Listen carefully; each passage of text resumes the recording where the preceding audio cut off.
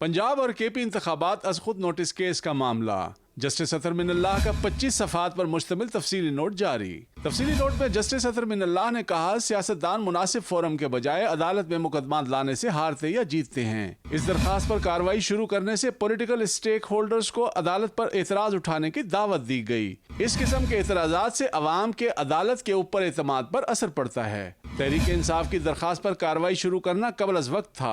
अदालती कार्रवाई के दौरान भी अदालत में एतराजात दाखिल कराए गए। अदालत से रुजू करने वाली सियासी जमात की नेक नियति भी मद्देनजर रखना जरूरी है। जस्टिस अतर मिनल्लाह ने नोट में कासिम सूरी रूलिंग केस का भी हवाला दिया। कहा, इमरान खान ने तहरीक अदम एतमाद के बाद अपोजिशन में जाने के बजाय इस्तीफे दिए। आर्टिकल 63A की तशरीह के दूर रस नताइज मुरतब हुए। PTI की असम्बली से इस्तीफों की वजह से सियासी बहरान में इजाफा हुआ और फिर पंजाब और KP असम्बलियां तहलील करने का फैसला किया।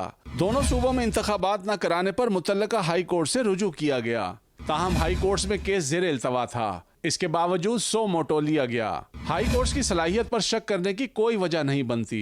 हर जज ने आइन के तहफ़्फ़ुज़ और इसे महफूज बनाने का हल्फ उठा रखा है। नोट में जस्टिस अतर मिनल्लाह का कहना है कि 23 फरवरी को मैंने अपने नोट में फुल कोर्ट बनाने की तजवीज़ दी। अवाम के एतमाद को कायम रखने के लिए फुल कोर्ट तश्कील दिया जाता, क्योंकि मुल्क की मौजूदा सियासी सूरत हाल आलूदा है। जस्टिस अतर मिनल्लाह ने कहा, आर्टिकल 184(3) में अपील का हक नहीं होता, इसलिए मुनासिब है हाई कोर्ट को मामला सुनने दिया जाता।